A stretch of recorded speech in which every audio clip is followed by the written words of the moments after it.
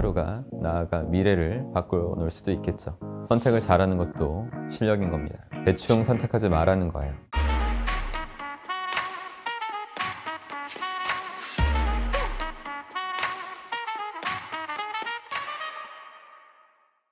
안녕하십니까, 여러분의 심리 멘토 박수입니다. 2022년 드디어 첫 출발이 시작됐습니다. 여러분 새해 복 많이 받으십시오. 그리고 부디 받지만 마시고 새해 복 많이 만들어내실 수 있기를 바라겠습니다. 저도 더 많이 만들어내려고요. 저는 오늘 여러분한테 2022년도에는 더 이상 하지 말아야 할, 그리고 또 버려야 할 행동, 그 세 가지에 대해서 말씀드리려고 합니다. 영상을 끝까지 잘 보시고 실천에 옮기셔서 2022년 한 해를 작년보다 더 나은 해로, 여러분들의 멋있는 해로 만들어 보시기 바랍니다. 첫 번째는 목표 설정에 관한 겁니다. 여기서 제가 드리고 싶은 말씀은 대충 선택하지 말라는 거예요. 여러분이 이루고자 하는 것을 설정함에 있어서 중요한 기준이 되는 것은 무엇인가요? 그 기준은 단순히 돈이 될 수도 있고 주변 사람들을 기쁘게 하는 것이 될 수도 있습니다. 그것이 아니라면 요즘 흥행하는 것 혹은 유행하는 것 이런 게 될 수 있겠죠. 다 좋습니다. 그것이 여러분의 뭔가를 달성함에 있어서 추진력을 지필 수 있다면 저는 괜찮다고 생각해요. 하지만 한편으로는 안타까운 마음도 큽니다. 그런 기준들로 앞으로의 목표를 설정한 분들께 묻고 싶어져요. 여러분이 진정으로 원하는 것에 대해서 생각해 본 적이 한 번이라도 스스로에게 이 질문을 해보신 적이 없으시다면 지금이라도 생각해 보시길 바라요. 여러분이 정말로 바라고 원하는 것은 무엇입니까? 이 질문에 대한 답을 내리지 않고서 단지 주변의 기대와 말들을 충족시키려는 무의식에 의한 노력은 오래가지 못합니다. 가장 중요한 질문을 스스로에게 물어본 적이 없기 때문이죠. 오래된 얘기이긴 한데 인생은 B와 D 사이의 C다, 이런 말이 있어요. B는 벌스, D는 데스. 이 탄생과 죽음 사이에는 C, 이게 바로 초이스인데 선택이라는 거죠. 굉장히 간단한 농담이긴 한데 저는 이 농담이 아주 고차원의 통찰을 담고 있다고 생각합니다. 생각해 보세요. 여러분이 인생을 살아가면서 선택의 기로에 놓이지 않는 순간은 단 한 차례도 없을 겁니다. 단순히 오늘 뭐 먹지? 라는 선택에 대한 답변이 여러분의 식습관과 체형을 결정할 수도 있고, 하기 싫지만 해야 하는 일을 할 것이냐 말 것이냐 하는 것만으로도 오늘 하루가 나아가 미래를 바꿔놓을 수도 있겠죠. 그렇기 때문에 선택은 매우 신중해야만 하고 대충 해서는 안 되는 겁니다. 인생은 선택이고 저를 포함해서 여러분들도 그 선택을 가볍게 여겨서는 안 돼요. 자기 자신을 더 고귀한 존재로 대우하고 싶으시다면 그런 여러분들에게 최고의 선택을 주어야 합니다. 이거든 저거든 딱히 상관없는데 뭐든 똑같아, 이런 무성의한 말은 여러분이 가진 선택의 권리를 망치는 말들입니다. 아무리 사소하고 하찮은 것일지라도 그 선택이 모여서 여러분의 인생을 만들 수 있는 거기 때문에 조금이라도 원하는 것을 선택할 수 있도록 계속 노력을 하셔야 됩니다. 남들이 정해준 선택을 받아들이지 마십시오. 남들이 눈치를 보면서 원치 않는 것을 결정하지 마십시오. 선택을 잘하는 것도 실력인 겁니다.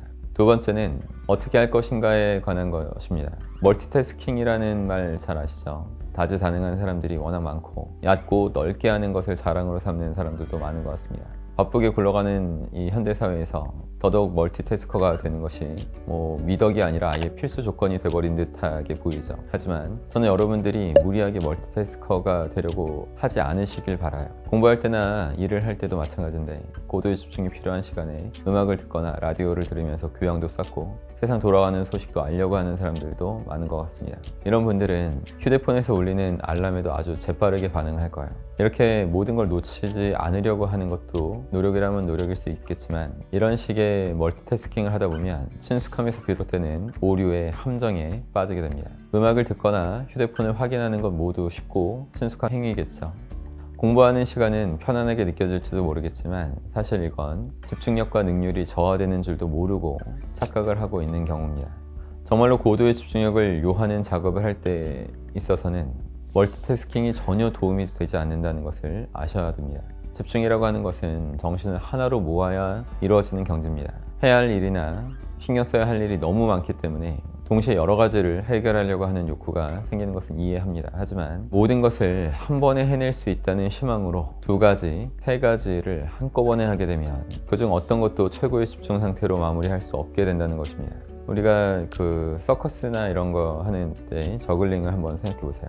하나의 공을 잡았다가 위로 던지고 잡고 던지고 잡고 던지고 잡습니다. 얼핏 보면 처리하기 힘든 여러 개의 일들을 동시에 막 하는 것처럼 보일 수 있어요. 하지만 머리를 잘 들여다보면 한 번에 딱 하나의 공을 던지고 받는 것을 성공하게 되면 저글링이 되는 것입니다. 이런 작업들은 멀티태스킹이라고 하기보다는 작업 전환에 해당하는 겁니다. 하나의 작업을 남들보다 빠르게 처리할 수 있기 때문에 가능해진 거죠.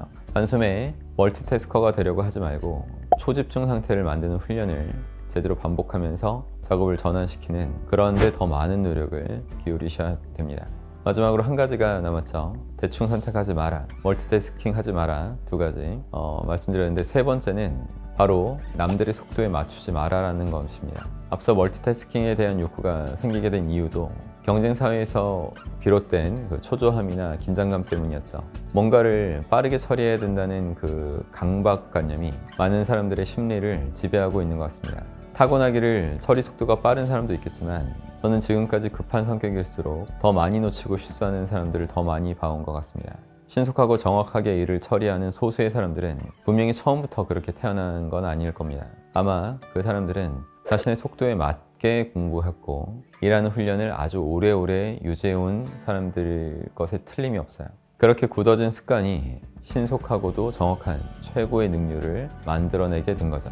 처음부터 빠르게 하려고 하면 모든 것을 수박 겉핥기식으로 이해하기 십상입니다. 그럴수록 스스로 중심을 잡고 자신이 해야 하는 것을 명확하게 규정해 놓는 그런 과정이 필요합니다. 사람은 모두가 다 달라요. 자신만의 고유한 속도가 있다는 말입니다. 타인의 시선과 속도에 휘말리지 말고 자신에게 적합하고 효과적인 속도와 방법을 터득해내시고 그것을 꾸준히 반복하셔야 됩니다. 그러면 속도가 빨라질 거예요.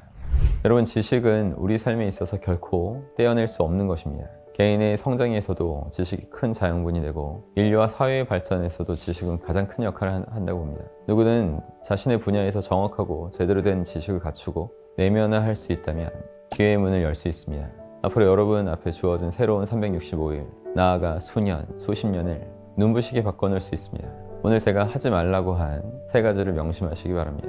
그러면 이제 아주 멋있는 2022년을 만드실 수 있을 거예요. 항상 힘내셨으면 좋겠습니다. 그리고 올해 2022년도 역시 저는 센터에서 수많은 분들을 지도하고 더 멋있는 삶을 만들어 드리는데 노력할 것입니다.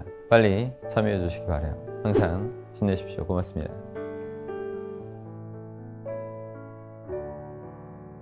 여러분, 영상 재밌게 보셨나요? 재밌게 보셨다면 구독해 주시고 좋아요 자주 눌러 주십시오.